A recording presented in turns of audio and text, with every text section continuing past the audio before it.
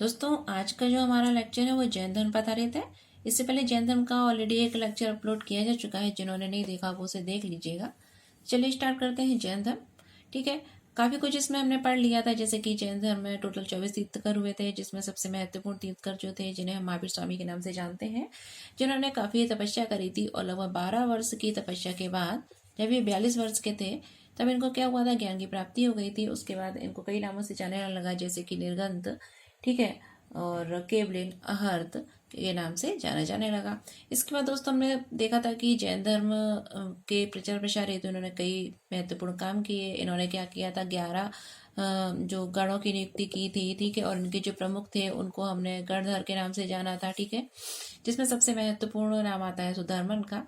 ठीक है, इसके बाद हमने इनके बारे में काफ़ी कुछ कल पढ़ लिया था, तो आप वीडियो देख लीजिएगा।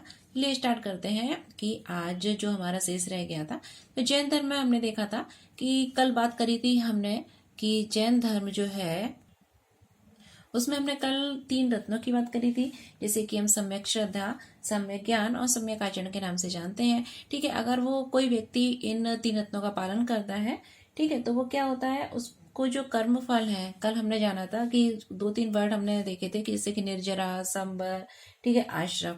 ठीक है, इसमें इनमें क्या होता है कि जो कर्म जो फल होते हैं, ठीक है, व्यक्ति के जो कर्म होते हैं, ठीक है, उसका हमने देखा था कि उसका प्रभाव जो होता है वो पूरा का पूरा समाप्त होने लगता है।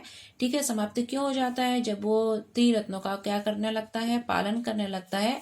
आप लोगों को भी समझ में नहीं आएंगे जो आज वीडियो देख रहे हैं, इसलिए मैं बोल रही हूँ कि कल का वीडियो देख लीजिएगा, तब आपको ये समझ में आ जाएगा कि कर्म फल जो है उनका प्रभाव किस तरीके से समाप्त होने लगता है। ठीक है, और जब कर्म फल का जो प्रभाव है, मतलब पुराने कर्म फल और अभी वर्तमान के कर्मफलों का प्रभाव समाप्त हो जाता है, तो व्यक्ति को क्या प्राप्ति हो जाती है, मोक्ष की प्राप्ति हो जाती है। ठीक है, और जब व्यक्ति को मोक्ष की प्राप्ति हो जाती है तो उसे क्या होता है, वह अनंत चतुष्टय को प्राप्त कर लेता है। ठीक है, अनंत चतुष्टय का मतलब होता है कि वह ज्ञान सम्यक, ठीक है, उसको क्या प्राप्त हो जाता है, उसको ज्ञान प्राप्त हो जाता है। ठीक है, अनंत ज्ञान को प्राप्त कर लेता है, वह अनंत दर्शन प्राप्त कर लेता है, उसे अनंत वीर प्राप्त हो जाता है और वह अनंत सुख की प्राप्ति हो जाती है। ठीक है, तो इस तरीके से ये 4 चीजों की वो प्राप्ति कर लेता है। कब प्राप्त कर लेता है, जब कर्म फल का प्रभाव उस पर रुक जाता है, कर्म फल समाप्त हो जाते हैं। ठीक है, और वो कब संभव है, 3 रत्नों का पालन करने से ये संभव होता है। उसके बाद क्या होता है, जब उस कर्म जो है उनका कुछ भी अंश उसमें शेष नहीं रह जाता है, तो उसे मोक्ष की प्राप्ति हो जाती है व्यक्ति को, और मोक्ष प्राप्त होने के बाद वह अनंत चतुष्टय को प्राप्त कर लेता है, जिसके अंतर्गत अगर हम देखें तो उसे अनंत ज्ञान प्राप्त हो जाता है, वह अनंत दर्शन को प्राप्त कर लेता है, अनंत वीर्य और अंत मन सुख को प्राप्त कर लेता है। ठीक है, तो इस स्थिति को क्या बोलते हैं, अनंत चतुष्टय। काफी पूछ लिया जाता है, याद रखिएगा। इसके अतिरिक्त जैन धर्म में अगर हम देखें तो जैन धर्म में 5 प्रकार के ज्ञानों की चर्चा मिलती है, जिसे हम क्रमशः मति, श्रुति, अवधि, मन, पर्याय और केवल के नाम से जानते हैं। दोस्तों मति कैसा ज्ञान होता है, मति का मतलब होता है ऐसा ज्ञान जैसे कि हम किससे प्राप्त करते हैं दोस्तों, इंद्रियों से प्राप्त करते हैं, यानी कि इंद्रियों से प्राप्त ज्ञान क्या कहलाता है, मति कहलाता है। वही श्रुति का मतलब होता है कि सुनकर जो ज्ञान प्राप्त होता है, श्रुति मतलब सुनना। ठीक है, तो सुनकर जिस ज्ञान को प्राप्त किया जाए उसे बोलते हैं श्रुति। अवधि अगर देखें तो अवधि का मतलब होता है कि दिव्य ज्ञान। अवधि का मतलब क्या होता है, दिव्य ज्ञान की प्राप्ति हो जाना, उसे बोलते हैं हम अवधि। वही मन पर्याय, ठीक है, मन पर्याय मतलब होता है किसी के मन को पढ़ लेना कि किसके मन में क्या चल रहा है, किसी के दिमाग में, मस्तिष्क में क्या चल रहा है। तो इस तरीके का अगर किसी को ज्ञान प्राप्त हो जाता है तो उसे बोलते हैं दोस्तों मन पर्याय। ठीक है, जैसे कि आप बैठे हुए हैं और आपकी मम्मी पता लगा लें कि आप क्या सोच रहे हैं, क्या पढ़ रहे हैं, आप स्कूल में हैं तो आपकी टीचर जो है वो आपको देख के ही पता लगा लें कि आपके मन में चल क्या रहा है, तो वो ज्ञान क्या होता है, टीचर का जो ज्ञान होगा वो क्या कहलाएगा, मन पर्याय। ठीक है, इसके बाद एक अंतिम ज्ञान है जो काफी महत्वपूर्ण है, जिसको बोलते हैं केवल। ठीक है, केवल का मतलब होता है संपूर्ण ज्ञान। ठीक है, उसको पूर्ण ज्ञान अगर मनुष्य को प्राप्त हो जाता है तो ठीक है, वो वाला ज्ञान कहलाता है केवल। तो जैन धर्म में इन 5 प्रकार के ज्ञानों की चर्चा की गई, जिसे मति, श्रुति, अवधि, मन, पर्याय, केवल के नाम से जानते हैं। एक बार फिर से रिकॉल कर लेते हैं। मति का अर्थ होता है कि ऐसा ज्ञान ठीक है, जो किससे प्राप्त होता है, इंद्रियों से प्राप्त होता है। श्रुति मतलब सुनकर प्राप्त ज्ञान। अवधि का मतलब होता है कि दिव्य ज्ञान, और मन पर्याय मतलब कि मन मस्तिष्क को पढ़ने वाला ज्ञान, ठीक है, उनकी बातों को जानने वाला ज्ञान। वही केवल मतलब होता है कि संपूर्ण ज्ञान, ठीक है। तो ये जैन धर्म में 5 ज्ञान है। जैन धर्म में अनुचतुष्ट से भी हमने पढ़ ली। इसके बाद दोस्तों हम देखते हैं कि जो जैन धर्म है, ठीक है, उसमें अगर देखें तो जैन धर्म को जो मानने वाले हैं वो क्या कहलाते हैं, अनश्वरवादी थे, यानी कि वो ईश्वर में विश्वास नहीं रखते थे, ठीक है, और ना वो, लेकिन वो आत्मा में विश्वास रखते थे और पुनर्जन्म में भी विश्वास रखते थे, ठीक है। उनके अनुसार आत्मा है और अगर उसको ज्ञान प्राप्त नहीं होता है तो लोग उनका क्या होता है, पुनर्जन्म भी होता है, लेकिन वो ईश्वर में विश्वास नहीं रखते थे, ठीक है।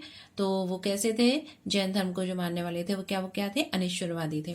इसके बाद दोस्तों हम देखते हैं जैन धर्म का दर्शन क्या है। तो जैन धर्म के दर्शन की अगर हम बात करें तो जैन धर्म का जो दर्शन है उसे हम श्यादवाद या अनेकांतवाद या सप्तभंगिनयवाद के नाम से भी जानते हैं। यानी कि श्यादवाद क्या है, जैन धर्म का दर्शन है जिसमें संसार में जो भी वस्तुएं हैं उनके विषय में कुछ भी स्पष्ट नहीं कहा जा सकता। यानी कि संसार में जो भी वस्तुएं हैं, सांसारिक वस्तुएं हैं, उनके विषय में जो निर्णय है, ठीक है, वो ना तो क्या है, पूर्ण है, ठीक है, ना तो क्या है, पूर्ण है, और ना ही क्या है, अपूर्ण है। यानी कि उन सांसारिक वस्तुओं के विषय में जो हमारे निर्णय है वो क्या है, स्पष्ट नहीं है, अस्पष्ट, ना तो वो पूर्ण है और ना ही अपूर्ण है, ठीक है। इसी श्यादवाद जो है जैन धर्म का दर्शन है उसमें इसी की चर्चा की गई है, ठीक है। श्यादवाद को हम सप्तभंगिनयवाद, अनेकांतवाद के नाम से भी जानते हैं। काफी महत्वपूर्ण है, याद रखिएगा, ठीक है।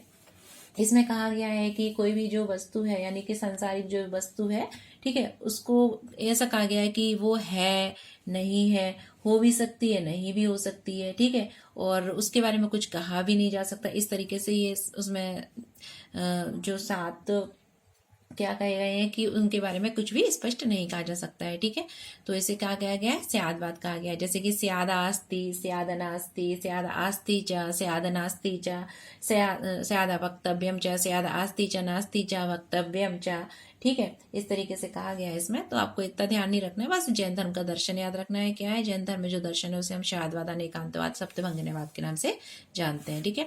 उसके बाद दोस्तों हम देखते हैं कि जो जैन जो धर्म था, ठीक है, उसमें महावीर स्वामी की मृत्यु के बाद क्या होता है कि जैन संगतियों का आयोजन होता है, जिसमें से पहली जो संगति थी वो कहाँ पर हुई थी, पाटलिपुत्र में हुई थी, और दूसरी जो जैन संगति थी वो कहाँ हुई थी, वल्लभी, गुजरात में हुई थी, ठीक है।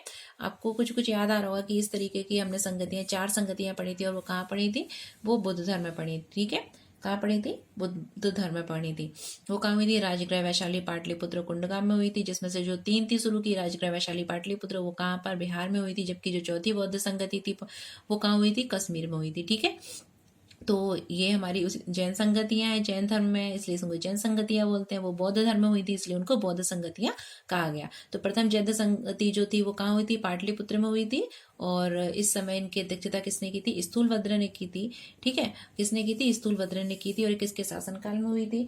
अगर हम देखें कि जो जैन संगति थी, ठीक है, प्रथम जैन संगति पाटलिपुत्र में हुई थी, ये किसके शासनकाल में हुई थी, तो हम पाते हैं कि यह चंद्रगुप्त मौर्य के शासनकाल में हुई थी, ठीक है। तो याद रखिएगा कि प्रथम जैन संगति जो थी वो कहाँ हुई थी, पाटलिपुत्र में हुई थी, स्थूलभद्र ने इसकी अध्यक्षता की थी, और यह किसके शासनकाल में हुई थी, चंद्रगुप्त मौर्य का जब शासन था, ठीक है। तो चंद्रगुप्त मौर्य के शासनकाल में प्रथम जैन संगति हुई थी।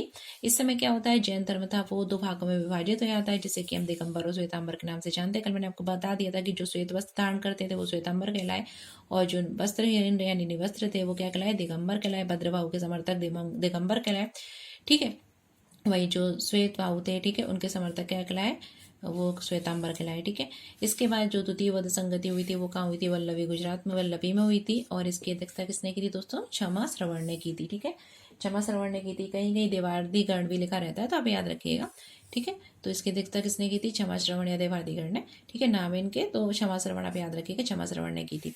इसके बाद दोस्तों अगर हम देखें जैन का जो साहित्य है, जैन साहित्य को आगम के नाम से जाना जाता है। जैन साहित्य जो है वो क्या कहलाता है, आगम कहलाता है।